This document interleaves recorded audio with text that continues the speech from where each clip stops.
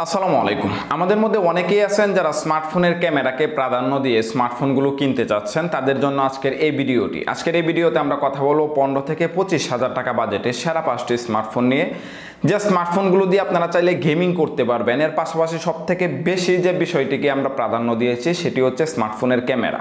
এই ফোনগুলো কিনলে আপনারা চাইলে ফটোগ্রাফি করতে পারবেন, ভিডিওগ্রাফি করতে পারবেন। এর পাশাপাশি যারা ইউটিউবিং করবেন চিন্তা করতেছেন ভালো একটি ক্যামেরা স্মার্টফোনকে সিলেক্ট করতে এই বাজেটের মধ্যে, তারা চাইলে আজকের এই ভিডিওটি কন্টিনিউ করতে পারেন। তো আপনারা দেখতেছেন এসএল টেক জোন। এখনো চ্যানেলটিতে নতুন হয়ে থাকলে অবশ্যই চ্যানেলটি সাবস্ক্রাইব করে দিবেন, আর অলরেডি সাবস্ক্রাইব করে থাকলে থ্যাংক ইউ সো মাচ। আমরা সর্বপ্রথম যে স্মার্টফোনটি নিয়ে কথা বলবো, অর্থাৎ নাম্বার 5-এ যে স্মার্টফোনটি রয়েছে সেটি হচ্ছে রিয়েলমির একটি স্মার্টফোন, রিয়েলমি নারজো 50। এই ফোনটিতে আমরা ট্রিপল ক্যামেরা সেটআপ দেখতে পাবো, যার প্রাইমারি শুটারটি রয়েছে 50 মেগাপিক্সেলের, যার অ্যাপারচার রয়েছে 1.8। এরপর আমরা মাইক্রো সেন্সর একটি ক্যামেরা পেয়ে যাব 2 মেগাপিক্সেলের, আরও একটি ক্যামেরা রয়েছে 2 মেগাপিক্সেলের ডেপথ সেন্সর। এই ফোনটি কিন্তু বাজেটে সেরা ক্যামেরা পারফরমেন্স দিয়ে থাকে, অর্থাৎ 17-18 হাজার টাকার মধ্যে যদি আপনি চিন্তা করেন ভালো একটি ক্যামেরা ফোনকে সিলেক্ট করতে, তাহলে অবশ্যই রিয়েলমি নারজো 50 এই ফোনটিকে সিলেক্ট করতে পারেন। এই ফোনটির ওভারঅল ক্যামেরা পারফরমেন্স ভালো। এরপর আমাদের লিস্টে থাকা নাম্বার 4-এ আমরা যে স্মার্টফোনটি নিয়ে কথা বলবো সেই ফোনটি হচ্ছে রেডমির একটি স্মার্টফোন, রেডমি নোট 11। এই ফোনটিতে আমরা কোয়াড ক্যামেরা সেটআপ দেখতে পাবো, যার প্রাইমারি শুটারটি রয়েছে 50 মেগাপিক্সেলের, যার অ্যাপারচার রয়েছে 1.8। 8 মেগাপিক্সেলের আলট্রা ওয়াইড ক্যামেরা থাকবে। এর পাশাপাশি 2 মেগাপিক্সেলের মাইক্রো সেন্সর এবং 2 মেগাপিক্সেলের ডেপথ সেন্সর ক্যামেরা থাকবে। এই ফোনটির সেলফি ক্যামেরা রয়েছে 13 মেগাপিক্সেলের। যদিও এই ফোনটির সেলফি ক্যামেরাটা কিছুটা দুর্বল, তবে এই ফোনটির কিন্তু প্রাইমারি শুটারগুলো যথেষ্ট ভালো রয়েছে এই বাজেটের মধ্যে।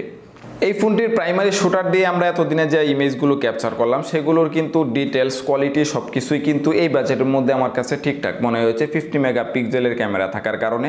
এছাড়াও কিন্তু আলট্রা ওয়াইডের একটি ক্যামেরা রয়েছে 8 মেগাপিক্সেলের। এই ফোনটি কিন্তু অফিসিয়ালি লঞ্চ হয়েছিল, তিনটা ভেরিয়েন্টে কিন্তু বর্তমানে এই ফোনটি পাওয়া যাচ্ছে।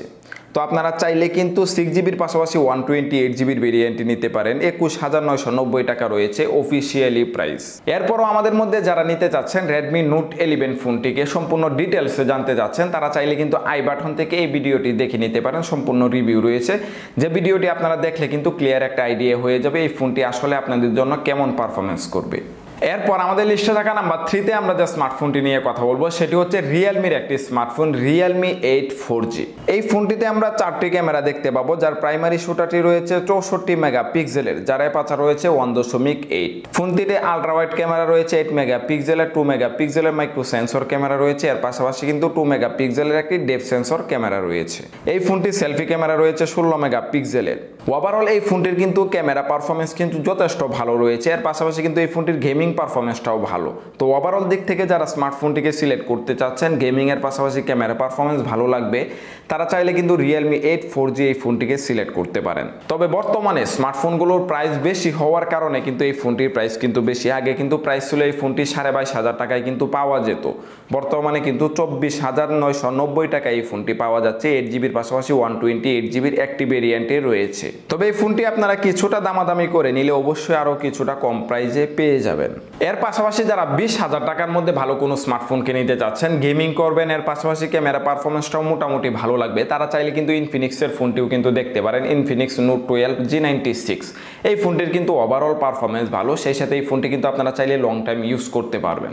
এরপর আমাদের লিস্টে থাকা নাম্বার 2-তে আমরা যে স্মার্টফোনটি নিয়ে কথা বলবো সেটি হচ্ছে রেডমির একটি smartphone, Redmi Note 10 pro.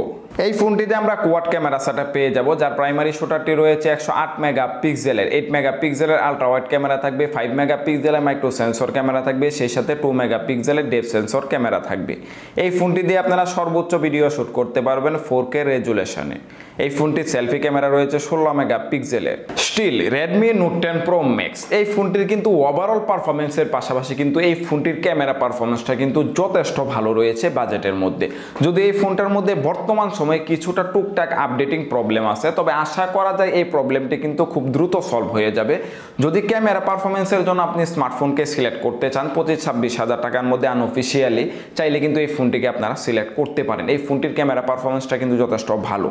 Redmi Note 11 Pro যেটি গত কয়েক মাস আগে লঞ্চ হয়েছিল গ্লোবাল মার্কেটে, এই ফোনটি কিন্তু বর্তমানে বাংলাদেশে কিন্তু পাওয়া যাচ্ছে। ওই ফোনটি থেকেও কিন্তু Redmi Note 10 Pro Max এই ফোনটির কিন্তু ক্যামেরা পারফরম্যান্স যথেষ্ট ভালো।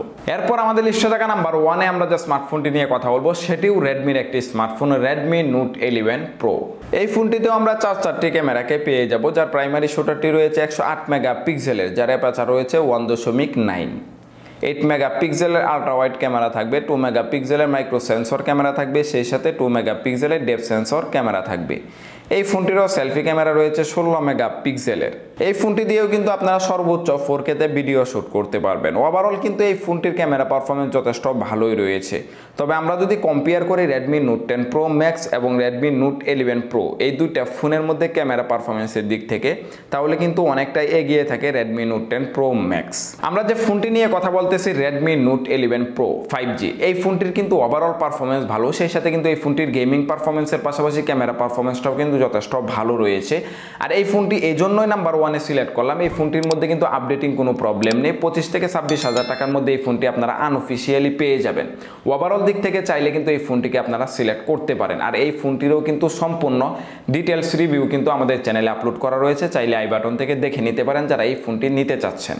তো আশা করি আমাদের মধ্যে যারা স্মার্টফোন নিতে চাচ্ছিলেন, ক্যামেরাকে প্রাধান্য দিয়ে বাজেট ছিল 15 থেকে 25,000 টাকা, তারা একদম ক্লিয়ার আইডিয়া নিতে পারছেন কোন ফোনটি আপনার জন্য বেস্ট হবে। আপনারা চাইলে কিন্তু এই 5টি ফোন থেকে যে কোনো একটি ফোনকে কিন্তু সিলেক্ট করতে পারেন। এই ফোনগুলোর কিন্তু পরীক্ষিতভাবে ক্যামেরা পারফরম্যান্স যথেষ্ট ভালো রয়েছে। তো আজকের এই ভিডিওটি এই পর্যন্তই। যদি ভিডিওটি ভালো লাগে অবশ্যই ভিডিওতে একটি লাইক দিয়ে দিবেন। কোনো কিছু জানা থাকলে সেটি আমাদের কমেন্ট বক্সে লিখে নেবেন, প্রতিটি কমেন্টে রিপ্লাই দেওয়ার ট্রাই করি। পরবর্তীতে দেখা হচ্ছে আবারও নতুন একটি ভিডিও নিয়ে। আল্লাহ হাফেজ।